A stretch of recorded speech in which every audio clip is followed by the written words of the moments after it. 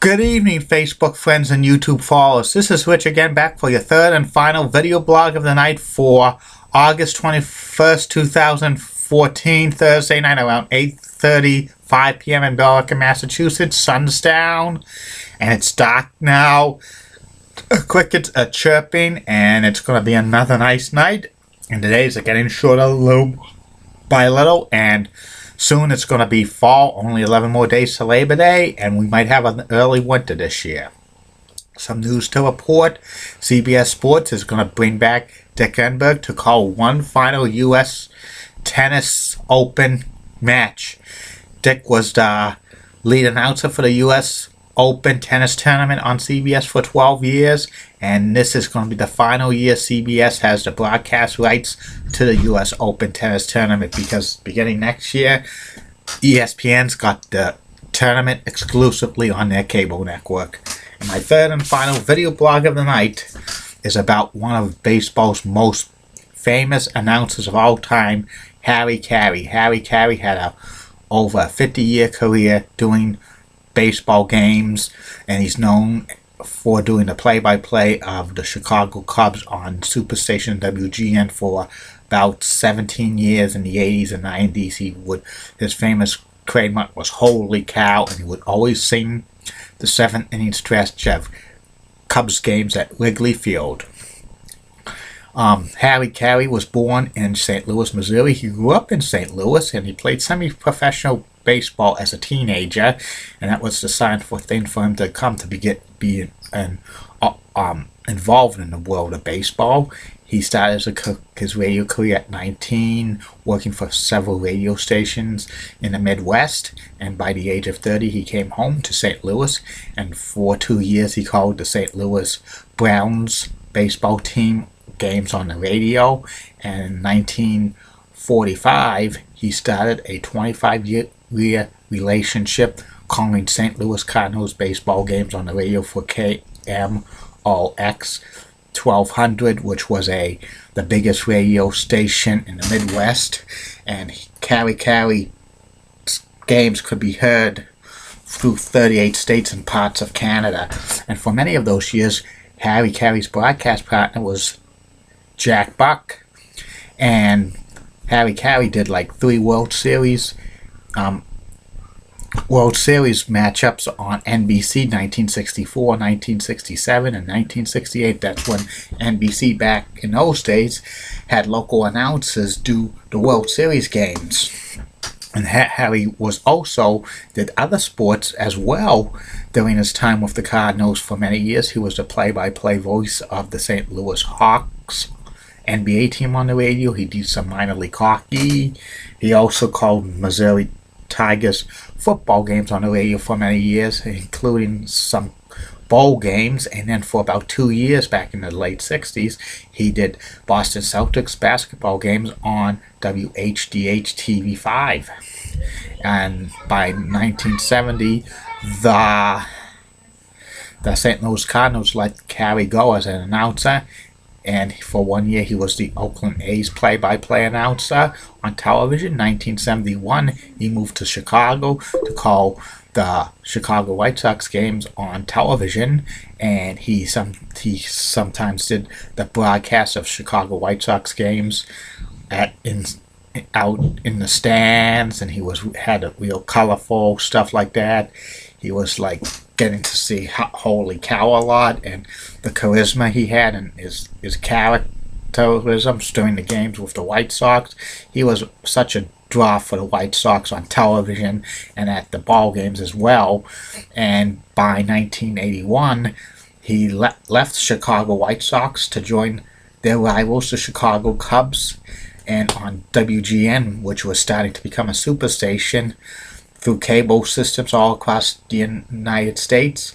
Harry Caray replaced the legendary voice of the Chicago Cubs on television, Jack Brickhouse, who was retiring.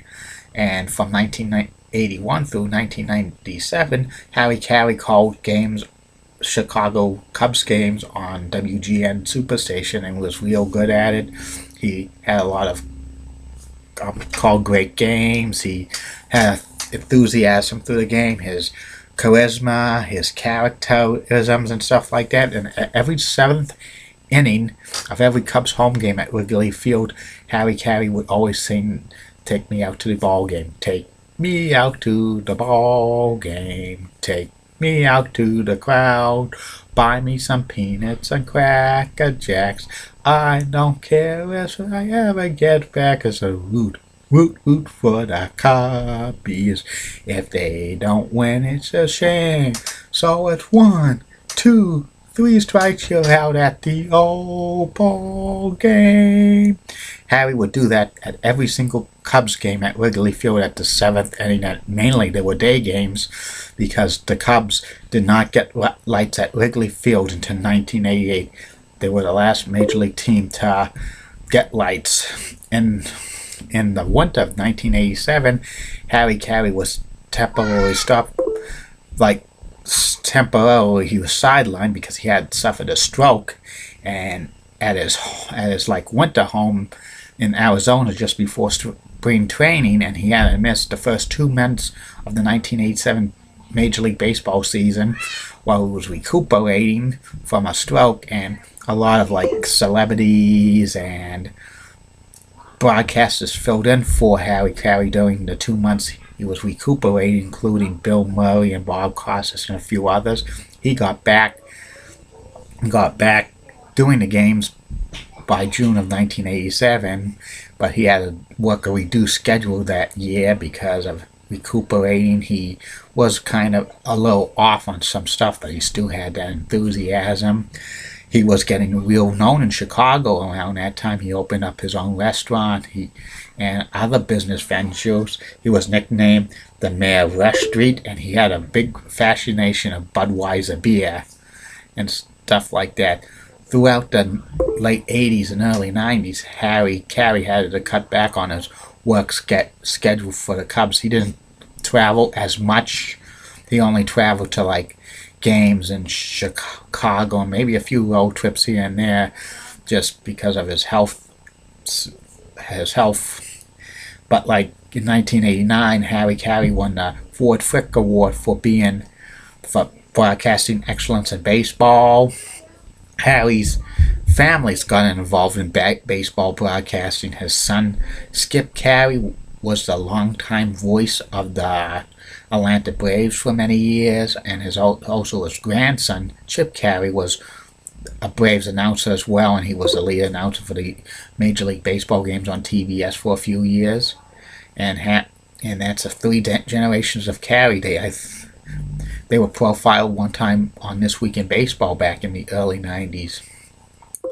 By the 1998 season, it was announced that WGN was going to have Chip Caray call Chicago Cubs games with his grandfather, Harry Caray, but Harry Caray did not live to see that day because on Valentine's Day 1998, Harry Caray passed away while having Valentine's Day dinner with his wife. He was 84 years old, and the baseball was in mourning when Harry Caray passed away.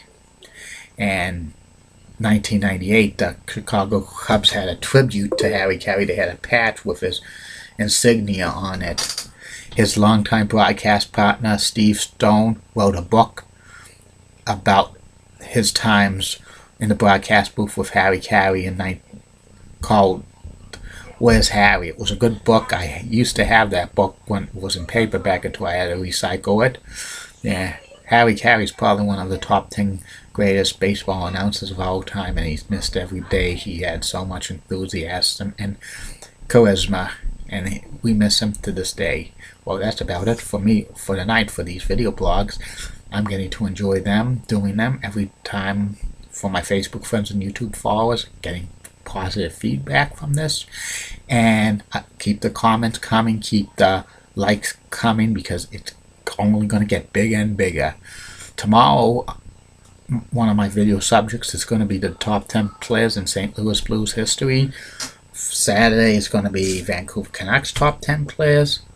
Sunday is Buffalo Sabres, and Monday Washington Capitals, and the rest of the next week's going to be the remaining teams, and that will be it for all 30 NHL teams. And then I'm definitely going to do it after maybe taking this break for the teams, maybe doing other top 10 list as well.